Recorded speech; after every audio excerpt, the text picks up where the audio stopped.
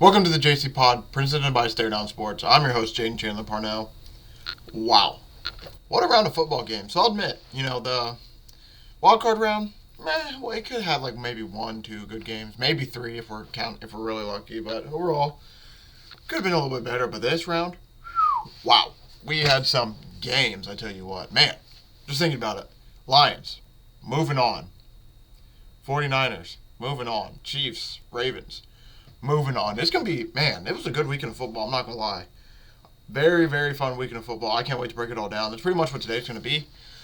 Just basically going over everything divisional round-wise, going over some NFL news from the divisional round, everything that's come pretty much out about it. We'll go over some of the betting this weekend, how I did, and then we'll do a very, very small look ahead. Because Thursday's going to be a whole big old look ahead towards pretty much the AFC and NFC Championship game. Because, we got 3 games left, people. Wow. Before I go any further, too, I want to also apologize for no episode Friday. I mentioned a little bit on the Redbeard show because I think you could have heard it. I was kept up a lot, pretty much almost every hour of Thursday night going into Friday.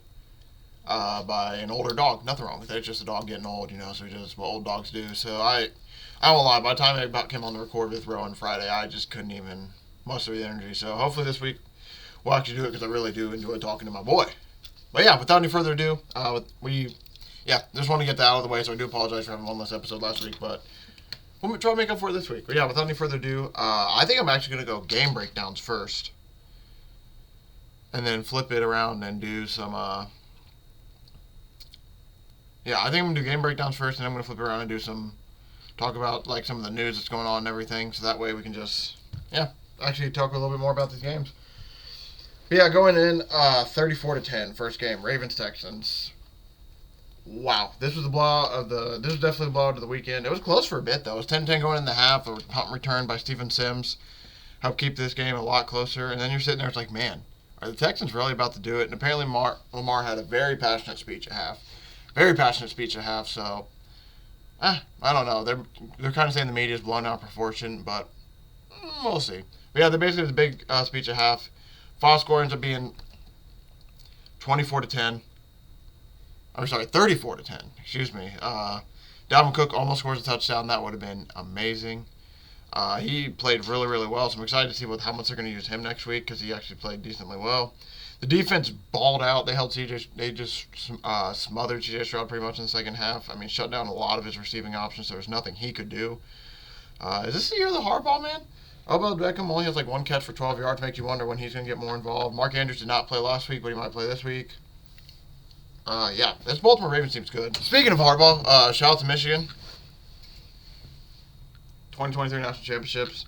I just want to give a quick little shout out. Probably going to have to use that in a minute. Your boy needs a haircut. Moving on though. Like I said, we're gonna talk about my haircut. We're talking about the Baltimore Ravens. The Baltimore Ravens, man. Lamar Jackson, 152 passing yards, which you're like, ew, what the hell? 2 passing touchdowns. So it's like, all right, that's a little bit better. Then you go to his rushing stats. Lamar, 16 for 22, 152, 2 touchdowns. But he had 11 rushes for 100 yards and 2 touchdowns. I think he's the first player ever to have, in the playoffs, have 100, and then 2 and 2. I believe so. I don't think anybody's done that before. Somebody has, and I could be totally wrong, but I am pretty sure no one's done that before. So, shout out to him. Really, really well. The big receiver of the day, Zay Flowers, 4 for 41. Bateman had 3 for 39, and then Isaiah Likely and Nelson Aguilar both had touchdowns on 2 catches. So, I won't lie. This Ravens team is going to be a problem. They are going to be a problem, man. They just offensive. They had nothing going at all. Had nothing going, and then out of nowhere, all of a sudden, they pretty much just, like I said, they had their little halftime speech, and all of a sudden the boys were like, you know what? Yeah, we all like that. And then everyone woke up. The defense was flying around after every score. You saw Roquan Smith and Patrick Queen smiling, ready to get back out on defense. I still can't get over the Bears gave him that guy. What the hell were they thinking? I still can't get over that. I don't get why the Bears gave up Roquan Smith. Makes no sense. I still don't get it. No matter what, it makes no sense. But they basically have 2 of the best linebackers in the league, like I said, the Ravens do. They proved it. Defense balled out. I don't think there's much more to talk about in this game. It's just a blowout. C.J. Stroud. Congrats to the Texans, though, for real. Also, if you took the Devin Singletary under, 9 carries for 22 yards, that hit as well, so that was nice. The rest of the betting-wise when it came to this game, I did not do too well. I had Ravens minus 9.5, that banged. Had that under, that hit, that banged. Let me check Gus Edwards rushing. I didn't take it because Gus Edwards, his rushing ended up becoming over. Like, I liked it at 47.5. When it got up to like 50ish, I stayed off. Which is, I guess, doesn't matter because it got the 40, so it didn't hit anyway. But yeah, Justice Hill was the big rusher of the game, 13 for 66 behind Lamar Jackson. It's going to be interesting how they use the running backs. Dalvin Cook looked good in his carries. Dalvin looked good. Yeah, he looked good in his carries. It looked like Gus Edwards was hurt. We'll have to double check the news session to see if there's anything truly going wrong with him. Just because I remember I saw him walking off the field hurt. And it looked like he was grabbing at his arm or shoulder, but I don't know what exactly it was. So we're going to have to see. Keep an eye on that. But yeah, shout out to the Ravens, man. Is this the year of the Harbaugh? That's why we got... I mean, we already got one Harbaugh that did something magical. Is the other Harbaugh brother going to do it? But yeah, we'll move on then to the Sunday night game, which was very, very exciting. Shout out the Packers, man. 24-21 victory for the San Francisco 49ers over the Packers. Christian McCaffrey's second touchdown late is the one that basically seals it for the 49ers. But Jordan Love, man, 21 for 34, 194. Man, I won't lie. Bill Simmons boost on FanDuel. Jordan Love to throw for 200. Packers cover 14. I do not get how Jordan Love didn't throw for 200 yards. That hurt. Heard about as bad as watching him throw the interception late. If you're a Packers fan, I saw a lot of people showing up some Brett Favre highlights from when he was on the Vikings and he made a very similar pass to the Saints, I believe it was. But yeah, just looking at this game overall, I mean, we got Bo Melton caught a touchdown pass for the Packers. Tucker Kraft did. I mean, it's kind of back and forth. Carl's kicks a field goal, touchdown. And that was only scored in the first quarter. It was only Anders Carl's field goal. But yeah, so the Packers go very 3-0 in the first quarter. Second quarter, you get a touchdown from Kittle, and then Carl's kicks a field goal towards the end of the second quarter. It's 7-6. 7-6 Niners going to half. That's when... I mean, by then, I knew the 9.5 was dead. I had a small little bit on the 9.5. I don't think I gave it out. Yeah, I'm just sitting there. It's like, man, they do not look too good. I don't know if they're going to be able to do this. You're just sitting there. It's like, man, the Packers might. That's when I'm about like, man, the Packers might actually be able to do this. You know, they had 49ers looking off their spot. When Debo hurt his shoulder early on, I think that was kind of the. That was it, because obviously they had Debo in a lot of plans. Because, truthfully, yeah, he got. I mean, 2 for 24. He gets hurt, and the team looks completely different. So obviously they were planning on using Debo a lot underneath. Potentially, it's what my feel of it is, because there's no way the 49ers should look that bad. Like, I mean, don't get me wrong, the Packers defense was a lot more improved towards those last 2 playoff games, but I just mean, looking at the 49ers offense, either something's truly wrong and if the weather was that effective, or they planned a lot around Debo Samuel, and yeah, they just weren't able to use him. But yeah, like I said, then you go into halftime after 7-6, Bo Melton scores a touchdown pass. It's now... And they get the 2 points, so I think that makes it 14-7. Christian McCaffrey scored a touchdown, 14-14. Tucker Kraft scored a touchdown, 21-14. And then you basically get a field goal in the fourth quarter by Jake Moody. And then the 49ers. This is the one time the Packers needed to get a stop on defense. They pretty much couldn't. They got a few key stops here and there. I mean, the biggest thing, I think the Packers ended up in the red zone 3 to 5 times right away before the Niners even got one, and they managed basically 6 points before they finally scored a touchdown later. But there's a lot of missed opportunities basically when it comes down to the 49ers, or excuse me, when it comes down to the Packers. It felt like they really should have won that game. 49ers just kind of, once the 49ers got the ball back late, you just kind of felt like, oh yeah, they're gonna get this done. Packers had a chance to ice it. Aaron Jones, by the way, shout out to him. He ran for another 100 yards. I didn't think he would, but he did, and that's impressive. That just showed me, like, hey, NBA jams, you just got to ride them sometimes. Yeah, but, I mean, when you're coming towards the end of the game, like I was saying, it basically came down to, I forget what. I'll look at the drives, maybe. I'm trying to think of the fourth quarter, like, what exactly happened. So the Packers got a big run in the fourth quarter by Aaron Jones. Absolutely big run. I believe this... Yeah, this is the drive. Here we go. So it starts, Aaron Jones rushes for 53, like basically right out of the way, because they were pen deep, rushed 50 for 53 right out of the way. Packers at this point, it's a tie game. Actually, I lied. Is it 21-17? It might be 21-17. I might be mistaken about that. I think it's 21-17 right now. It is. The Packers are all like ecstatic and everything because they basically got the big run. So it's like, man, if we get a field goal here, We're probably going to go up 7. We could probably win this game. That's what I think happened. I think they started to think like, oh shit, we're actually going to win this game, aren't we? So they started. I don't want to say they laid back, but they kind of. It just kind of seemed like they laid back a little bit. Yeah. Wilson, who comes in, he rushes for the right for 8 yards after a penalty from Eric Armstead. So on a 1st and 5, he rushes for 8 yards. He gives them 1st and 10 on the San Francisco 24. And this is where it becomes disastrous. I mean, this is where it becomes sad. Jordan Love, he kind of sprints back, tries to make a pass to Tucker Kraft. It's a gain of 0 yards. Aaron Jones runs, he gets nothing.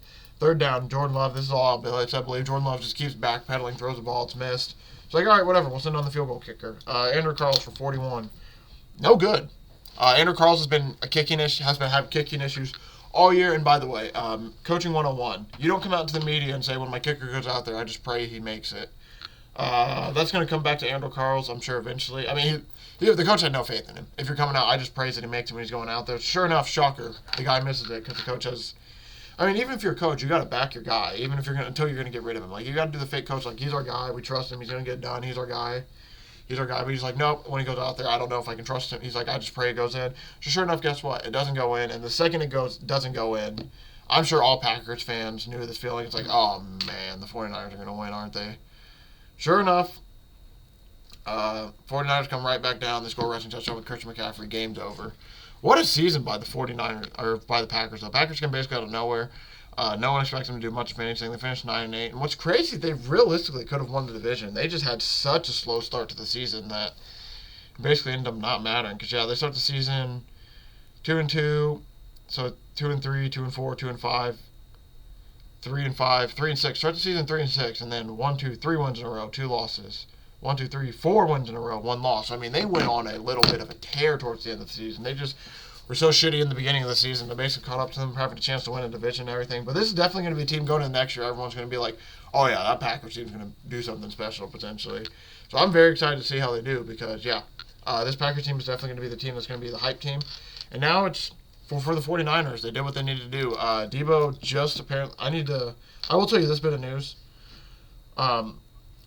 Debo Samuel did, I think, just avoided a shoulder fracture. So now he's to be determined as the status for this next game against the Lions. So due to that, I am definitely going to lean on Ayuk to have 100 yards and a touchdown so far. Receivers just been tearing up the Lions. Puka Nacua goes off. Mike Evans goes off. Brandon Ayuk. It's either going to be him or Kittle, and I'm probably going to end up taking Ayuk just because receiver-wise. I don't think Ayuk did too much last week, so it might be his turn this week. But overall, shout out to the 49ers and Packers. This was a really, really fun game to watch. Packers honestly had a real chance to steal it. Betting-wise, drilled the props. McCaffrey, 2-0 on the props. McCaffrey's rushing over 89.5. Brock Purdy, 6.5 rushing yards. Absolutely drilled those, but I did miss the touchdowns, I'll admit. But it's all right. I picked a lot of Packers guys to score because I truly did not know who's going to score for the 49ers. I knew Christian McCaffrey was going to score, but I'm not going to bet him minus 340. We've talked about that before on the show. So, I mean, it's nothing I can be mad about. I'm very happy with how that game went. I'm very happy with how I think the game went overall. You can't be mad with how the game went overall if you're either team. If you're the 49ers, you're just like, oh, thank God we won. That showed us, hey, we probably need to step our shit up and figure this out. If you're the Packers, you can just, you can do the good old, man, just if our kicker makes it, we probably win that game. But it felt like there was a chance if the Packers win that, might be their year. Because I think they would have matched up against the Lions pretty well. It's just crazy to think about that. We could have saw Jordan Love in a Super Bowl. And they were just one missed kick away. But now moving on back to the, now we'll go back to, oops, I accidentally closed that out. We'll go to the next game, which was Lions-Bucs. This was about as back as forth you can get. This was awesome. Absolutely fun back and forth affair. Anytime one team did something, the other team answered back. For example, you want Riley field goal, McLaughlin field goal. Josh Reynolds touchdowns, Kate Otten touchdown. Craig Reynolds touchdown, by the way, absolutely disgusting. Absolutely disgusting. How they put Craig Reynolds in there to do it instead of David Montgomery. Shout out to those people who had David Montgomery and they got robbed by Craig Reynolds. That was probably a bad one. But so basically Craig Reynolds scored, Rachaad White scores. And this is where the Lions separate. They get a Jahmyr Gibbs score. They get a Amon-Ra St. Brown basically sealing score because Baker didn't. I can't remember what exactly happened. I think they just ended up like punting the ball away or something. They ended up going 3 and out. So they've been matching back and forth this whole game. Gibbs scored a touchdown. The Bucs do nothing basically with that drive. And then that's the feeling you're like, all right. I remember I texted my buddy Rowan. You can text to the chat logs if you can get my information on that. And text him. He's like, Amon-Ra, David Montgomery scoring this drive, and they're gonna. The Lions are probably gonna seal it. I didn't say the last part. Or the Lions are probably going to... I mean, I might have. I don't know. But I definitely for sure said, hey, Amon-Ra or Montgomery are going to score to, like, ice the game pretty much. Something along those lines. And then sure enough, I put a little bit extra on Amon-Ra. A little bit extra on David Montgomery. Forgot to put a little more extra on Amon-Ra. Amon-Ra ends up being the one who scores. And then Mike Evans scores a later touchdown. To answer back. So now it's an 8-point game. The Bucs are going for 2. They're going for the cover. They don't get it. It's an 8-point game. The Lions get some first downs. They start kneeling out. This was a weird one. I didn't notice it until after the game, and it sounds like a lot of people didn't either. There was a good amount of people like, Todd Bowles, what are you doing? Todd Bowles had time on the clock. There was... Jared Goff took some kneels, I guess. I think it was the second or third down kneel. I can't remember which one, but he took one of them with about 16 seconds left, which was vital because by the time he took that third down kneel, there was 34 seconds left. So if they call timeout there, there's a chance that the Bucs block a kick. They could take all the way back and score. But that's the old Lions. That's what the old Lions did. The brand new Lions win games. That was just truly an impressive showing by the Lions. I am beyond impressed with their team. That was truly something. I mean, it's just crazy. There's a lot of people who are. I know I'm only 24, so I'm not acting like I'm no. Old man or anything, but there's people who are growing up now who don't remember how truly bad the Lions were. Like, there's people here in 1991 and they can't fathom that was a real date. Like, I was born in 99. I know it's nothing like crazy. I'm not saying I'm a 90s baby or anything, but it's like that's a more realistic of a time to me than some of these other people. And you just sit there, it's like, wow, the Detroit Lions. Like, because I've been a major football fan my whole life. I've seen the 0-16 team. I've seen the Aaron Rodgers Hail Mary. I've seen them just find ways to lose game after game after game after game. It's like, I literally remember like starting Pickem. It was to the point where the Lions were almost an auto fade all the time. Like, I just don't even pick Lions games. It's like, oh, Lions are playing, I'm picking the other team. Don't even got to worry about this game. Like, they used to be that team. Like how I treated the Panthers this year, that was the Lions, and now they're one win away from the Super Bowl. It's truly amazing to see. I really want to shout out the whole organization for finally figuring out, like, hey, we got to do this right, man. And then they pay Calvin Johnson. They bring Barry back around. They hire Dan Campbell, and they don't get rid of him right away. He has if you don't remember, he had 2 horrible seasons. It took till week 11 at one point to get a win one season. The next season, the one season they finished like 13 and whatever, something like that. The next season they struggle again in the beginning, but they finished out so strong. They beat the Packers, keep them out of the playoffs, and now this year the Lions are they have a chance to do something special. The 49ers looked gettable last week, and if they come out like that again, especially with no Debo, we could be talking about the brand new Lions being Super Bowl champions, man. But yeah, so the Lions end up covering. Shout out to them. Man, I really wish that Bucs plus 6. That one hurt. So yeah, because going into my bets and everything for that game, I won't lie. So I kind of chilled out. Saturday wasn't my big day. Saturday I kind of was leaned back because there was just not too much I liked. Sunday was the day I went heavy on. Your boy made some cash. Let's talk about it. Bucs Lions. Bucs plus 6. I didn't cover. That kind of sucks. I hear David Montgomery anytime or Jahmyr Gibbs. I end up going with Jahmyr Gibbs. I talked about it on the show. I'm going to take Jahmyr Gibbs in the game, but if you want to take David Montgomery, I'm not going to fault you, so I put them both as an option. But I was all over Jahmyr Gibbs. I told you I took David Montgomery late on that last drive, potentially to score, but Jahmyr Gibbs, he scored a touchdown. We're good there. K. Dotton, he scored a touchdown. I used my 50% boost on him personally, so that was a really nice one. Mike Evans scored late. We love that. Amon-Ra, he scored. We love that. If you want to count the David Montgomery, 4-1. If you don't want to count the David Montgomery, 4-0 in touchdown scores. Woo! Like that. K. Dotton, over 30.5 receiving yards, that hit. Baker Mayfield, 8.5 rushing, that hit. Trey Palmer, over 17.5, that hit. The only one that didn't hit was Amon-Ra over 92.5, which I can't even get mad about because it's 92 receiving yards. Amon-Ra was still a big part of the game. But yeah, betting-wise, I was all over this game. It felt really, really nice. It felt like a fun game to watch, man. Shout out to the Bucs. They had a really special season. Nobody expected anything from them. And now Baker Mayfield might finally have a home. We've been watching this guy. He's been like the traveling circus. He puts on his acts in Cleveland. Then he's doing acts in L.A. Then he's doing D-line stuff in Carolina. And now he might have finally found a home in the Buccaneers. They got a few offseason questions to answer with some of the people they need to bring back and everything. But overall, just out to the Bucs, man. That was a really awesome season. But the Lions, man, the Lions truly have earned this. It's just unbelievable to think about where this team has gone. And they still can get better. They still have some spots they need to get better on. But year 3, I would say year 3 of the full rebuild for the Lions is going really, really well. They also signed Zach Ertz. So I'm very curious to see how...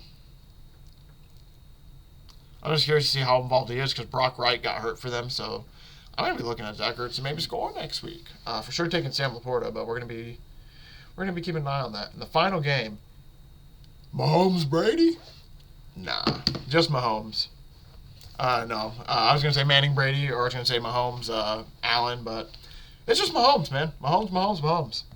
Patrick Mahomes, by the way, before I start, Patrick Mahomes, Travis Kelce set the record for most touchdowns by any QB duo in NFL postseason history with 16. Shout out to Mahomes and Kelce. They scored 2 that game to do it. Travis Kelce 2-time touchdown felt like the automatic bet of the game. I don't know why I didn't give out or take it. Literally, once he scored that first one, it's like, oh, damn it, he's scoring 2 today. I already know. I mean, I felt like going into the week, he probably was going to score 2 because I remember seeing the stat, but I don't remember seeing it, if that makes sense. Like, I saw it put in the back of my brain, and I accidentally left it there until about game time. And then once the game started, I was like, oh, shit. I totally forgot about that. Sure enough, didn't take it, and yeah. He scored twice. But yeah, no, this was still a really, really good game overall. Started off with field goals by both teams, 3-3. Josh Allen scores a rushing touchdown. And then the Chiefs answer with a field goal and then a Kelce touchdown of their own. And then Josh Allen, with about 30 seconds left in the half, scores a rushing touchdown to make the score 17-13 going into half. If you're a Bills fan, you're sitting there, it's like, we might be able to do it. There's defense. I mean, the only thing you have to worry about is, like, man, we really haven't got too many stops. The Chiefs kind of scored on every possession they've gotten so far. Chiefs get the ball to start half. Travis Kelce, he scores a touchdown. Gives them 24 to... Is that 24? Oh, no, it's 20. Sorry, I can't math. 20-17. And then Khalil Shakir scores for the Bills, make it 24-27. Chiefs get the ball back. Isaiah Pacheco scores a touchdown about 14-24 in the fourth. And this is where the defensive coordinators, I give them a shout-out, man. They called a good game script. Both defensive coordinators were sort of playing each other really well. They were holding the offensive down. There was starting to be finally some punts, some defensive stops. And then it came down to the play. I almost don't want to say this because it's not the new Bills fans I'm worried about. They'll be fine. They'll find a way to get over, find some excuse. It's the old Bills fans. Wide right. Tyler Bass, 40-something yard field goal, kicks it. I mean, I won't lie to you. I saw the wind swirling. It's like, oh my God, he might miss this. Like, I didn't know if he was going to miss for sure or not, but I was sitting there. It's like, once you saw the flag, like, if you saw the goalposts are sitting like this. If my arm's the flag on top of the goalpost, like, there's times it's like, whip, stop, whip, stop. And then right as he's about to kick it, the flags start to do their little whip thing. They look like a whip, and it's like, dude, with these gusts, he might miss this. Because it was a 44-yarder. It was by no means close at all. Like, I'm not giving Tyler Bass any, I'm not going to give him any, I'm not going to bash him at all for missing the kick or anything, because it was a 44-yard field goal in really, really, really windy conditions. The only thing I can say is, hey, he's a Buffalo kicker. He's dealt with that all year. He should have been adjusted, but, I mean, it's okay. It just happens. It's kind of like, I hate to say it, but it's almost like the Brady lock, where it's just like Mahomes just finds a way to get it to go his way. And then sure enough, like I said, 44-yarders. I'll say it one more time. I'll say it again. Wide right. Misses right. Mahomes get the ball. And, I mean, regardless of they made the kick, you kind of felt like it was going to be 27-27. You felt like Mahomes was going to drive down to win it with 1:14 left. But regardless, this is probably the one that saved the heartbreak the most, because if it was tied and Mahomes drove down, that might have done Bills fans in. Regardless, though, I mean, it's a heartbreaking loss. They went 15 plays in 6.5 minutes that last drive just to miss the field goal. I mean, the Bills felt all in control. That drive, they were up into control until they just finally hit, like, the brick wall almost, because, like, they were slowly, like I said, those 15 plays, they were just marching down the field. And then all of a sudden, Josh Allen completes a pass to Sherfield. And then this is the big one. He basically, 1st and 10, they pass it to James Cook. He gets tackled for a 1-yard gain. Josh Allen sets back to pass the middle to Shakir. Shakir misses it.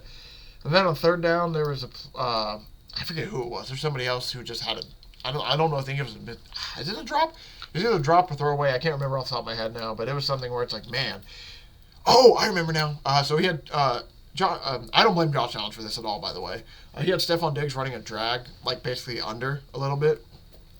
So a crosser would be a better way to put it. So Diggs is running a crosser. If he gets to Diggs, clear 1st down, most likely. But he's throwing for a deep ball, and he misses the deep ball just barely. But if he drills the deep ball, I mean, the guy's open. It's probably a really, really big gain. So I'm not mad at Josh Allen at all for the decision he makes because, I mean, both guys were kind of open on the play. He just he wanted to go big or go home. It's the playoffs. I don't blame him. But yeah, leaving it up to a 44-yarder for your kicker, especially in that condition, if I'm a head coach, I do not like that at all. I would have rather got it a little bit closer.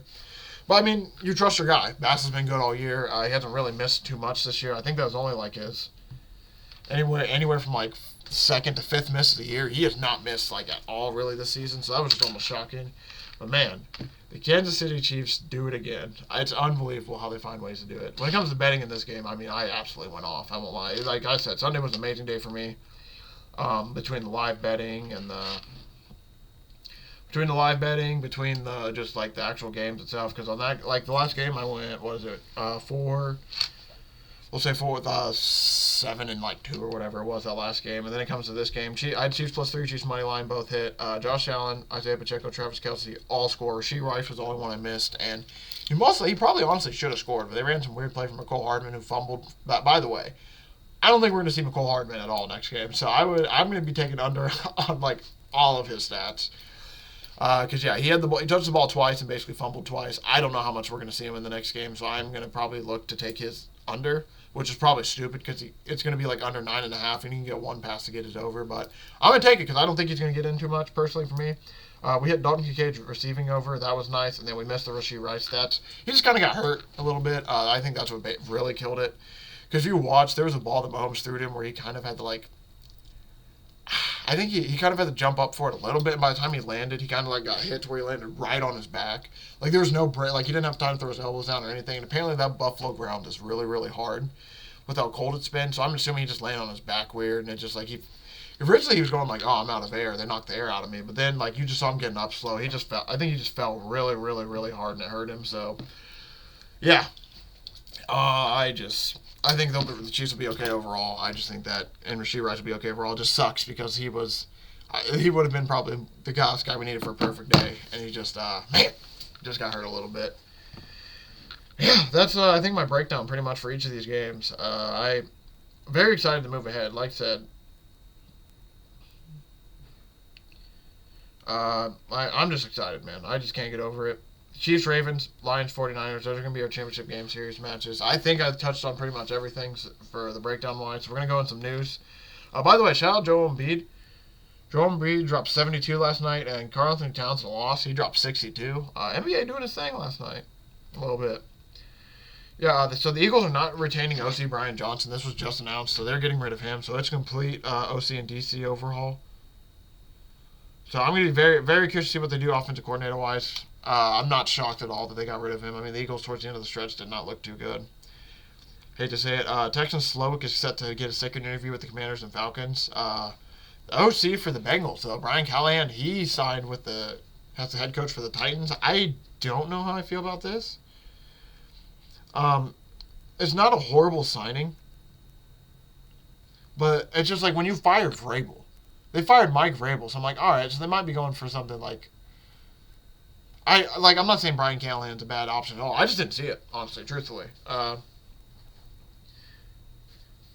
mean, the offense wasn't horrible for the.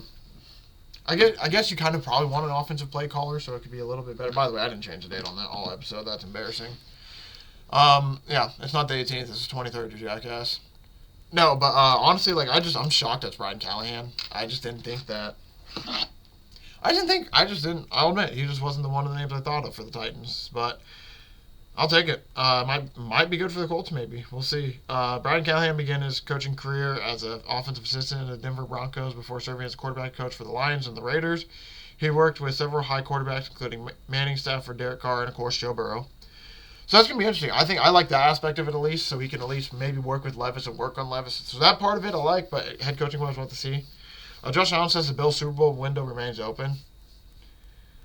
I don't think you can say that. I will say, though, with Josh Allen, they always do have a chance. I just don't know how good of a chance they do have. Like, I'm not saying Josh Allen's is a bad quarterback, but he's had 3 losses in the playoffs now. Now you got to start being a little bit realistic. Like, is it just a fault? But I won't lie. If you look at the stats for I forgot to mention this during the Bills thing. If you look at the stats for him against the Chiefs in the playoffs, he's averaged 353 yards, 22 touchdowns, 1 turnover. 0-3 against the Chiefs. I mean, it's not always on him. It just, man. It's just one of those things where you're the quarterback, so it's not always on you. And like I said, you just heard the stats I read. I mean, I'll tell you, shit. Last game he was on fire. Let's read his stats. He had 2 rushing touchdowns, 26 for 39, 186 in a touchdown. I'll admit he probably could have passed for a few more yards if we're being super critiquey, but he rushed for almost like 70, 80 yards. I mean, he did almost anything he needed to do. There was just a few plays here and there that needed to be made that couldn't be made. So it's the NFL, and that's usually what it comes down to. It's those few key plays you either made or didn't make, and sadly he ended up not making them. But I'm curious. I mean, like I said, Josh Allen was there. The Bills will always be good.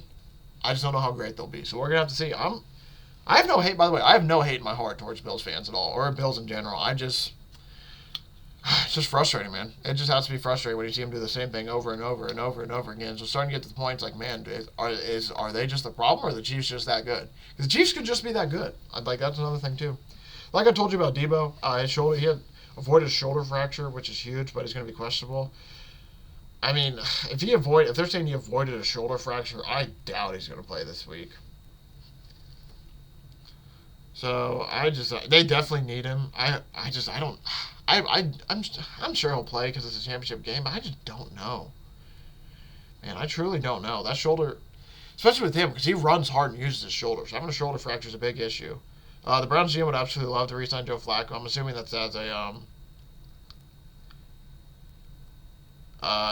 Barry said there could be financial limitations that prevent Flacco from returning, but he said he's open to the possibility. I.e., what he means is, we aren't going to pay you a super ton amount because we think you're going to be our backup for Deshaun Watson, but if you want to come back, we'll take you. I'm assuming they're going to start Deshaun Watson again. That'd be my guess. The Jaguars are hiring the defensive coordinator from the Falcons. How do you say his name?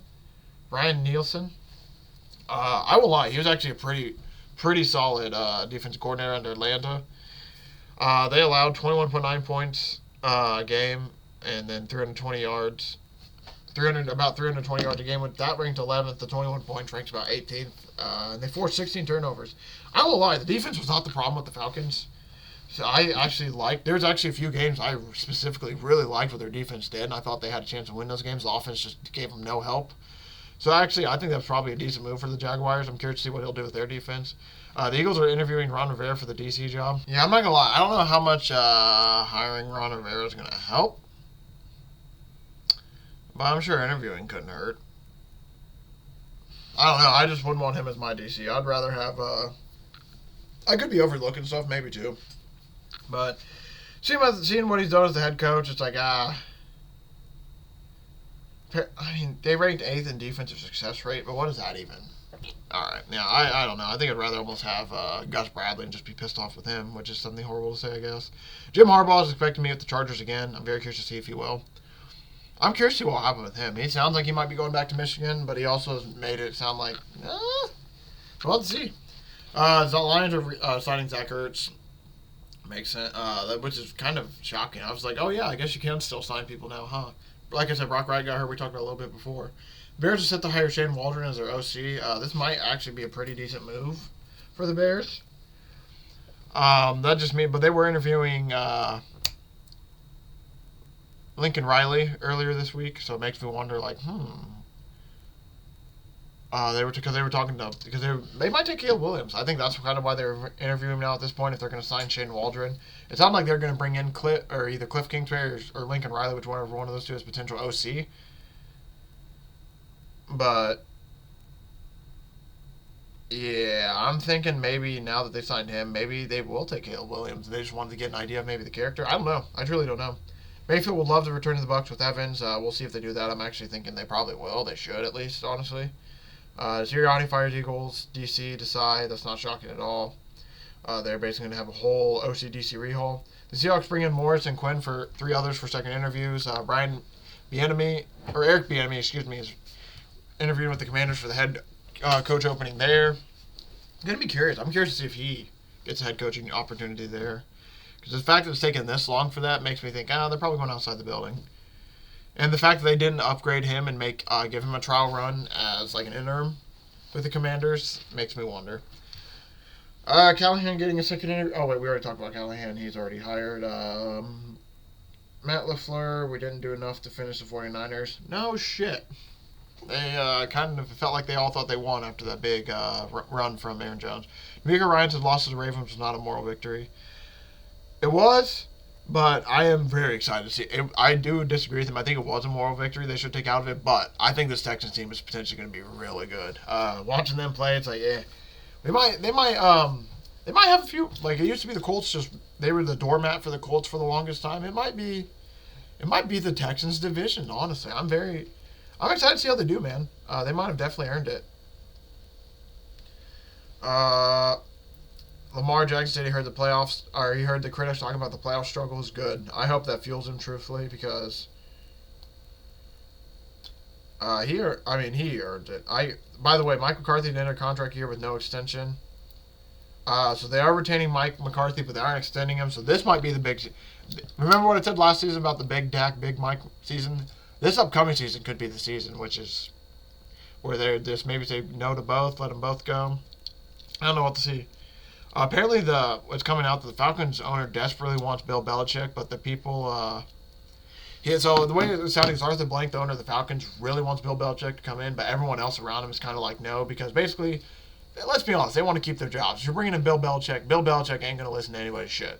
Like, if you tell him, like, hey, we should draft this guy, and he thinks you're completely wrong, he's like, no, why the hell would we draft him? You don't know what you're talking about. So there's a lot of people, or not a lot of people, I guess, but kind of my feeling and kind of feeling of a few other people I trust and listen to are that a lot of these Falcons people are trying to keep their jobs. Like, a lot of these other positions, like all the other positions, just trying to keep their, like, the GM, all those other people, like, because the owner clearly wants him bad. And everyone else is kind of like, I don't know if we want Bill Belichick. We should maybe go younger. We should do this. And that's 100% them just sounds like they're keeping their jobs and wanting to not risk losing their jobs. Which, if that's the case, that's really, truly sad. But they need a QB. They need a QB, too. That's the biggest thing. They need a QB. They need a QB. Falcons also set up a second interview with Jim Harbaugh, so that's going to be interesting. Raiders hired Antonio Pierce. That is awesome. They should have hired him. I'm glad they did. They made a right move. They made a super right move. They should have kept Steve Wilkes. They did not, so they kept him. Very good move. And which means they also keep Max Crosby. Chargers are interviewing Vrabel for the head coach job. He would be a good coach for the Chargers, I tell you what, if they don't get Harbaugh. And it was Kingsbury, by the way. It wasn't Lincoln Riley, my apology. It was Cliff Kingsbury. Tomlin Pickett will resume QB1 status. Not shocking there. I'm curious to see, though, if they draft somebody for competition, but we'll have to see.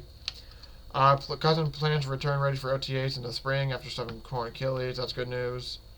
Trent Williams is 100% returning next season. That's awesome for the 49ers. And, I think that's about to do it. Yeah, that's going to do it for whatever you call it.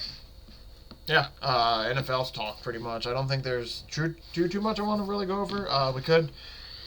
I guess we could preview I'll preview the championship games very, very quickly, and then I'll get my early lanes, quickly talk about what the plan is for March Madness, and then we'll bop on out of here.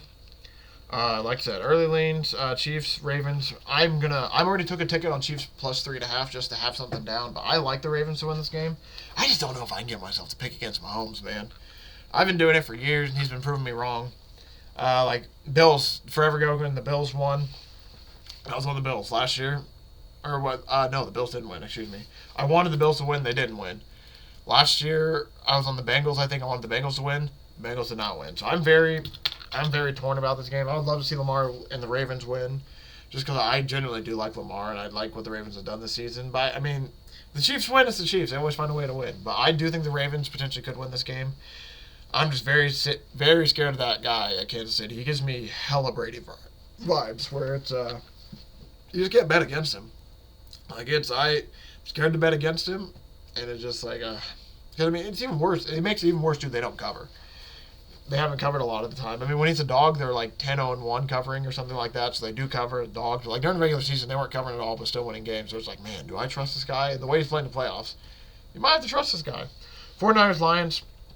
I'm probably going to take the Lions in the points, but I think the 49ers should win this game.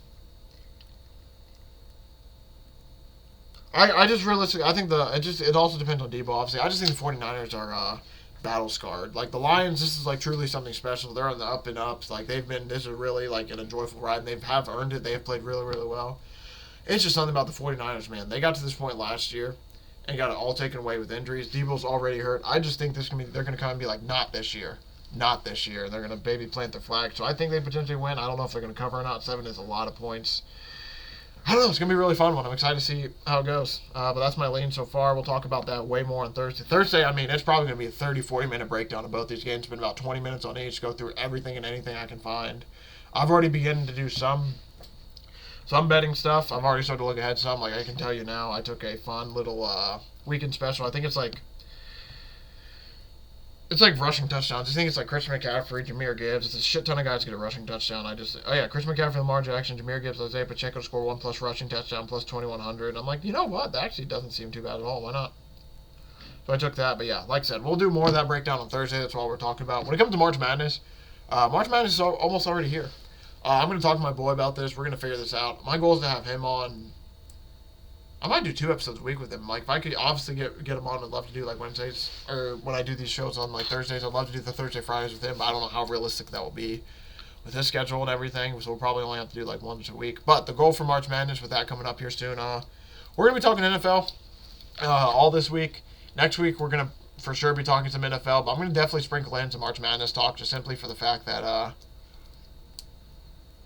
we just need, it's a week off from football, and then it's going to be only March Madness talk, pretty much, for, like, once the Super Bowl's over. Like, I'll obviously still talk football and everything, but college basketball is going to be the main focus, because the madness is almost here, and it's crazy to think about. But thank you all for watching, truthfully. Thank you all for support. I really do appreciate it. This episode wasn't a bad one. Got over some information. Not a lot of games to talk about anymore, so I can't naturally just run for an hour, just spending on games. It's just crazy, man. 3 games left. We got AFC Championship, NFC Championship, Super Bowl. AFC Championship, NFC Championship, Super Bowl. That's it. I guess the Pro Bowl's in between. I'm good. No, but yeah, it's wild to think that we are truly at the end of the football season. We finally made it. There's 4 teams left. Who's going to be the king of the mountain? Can the Chiefs go back-to-back? Can the Ravens cement the year of the Harbaugh? Can the 49ers come back from tragedy last year? Can the Lions do the impossible? That's what we have to feel. We have 3 more weeks to figure out these questions. Man, I can't tell you. I am so juiced for the Super Bowl. I'm so juiced for these championship games.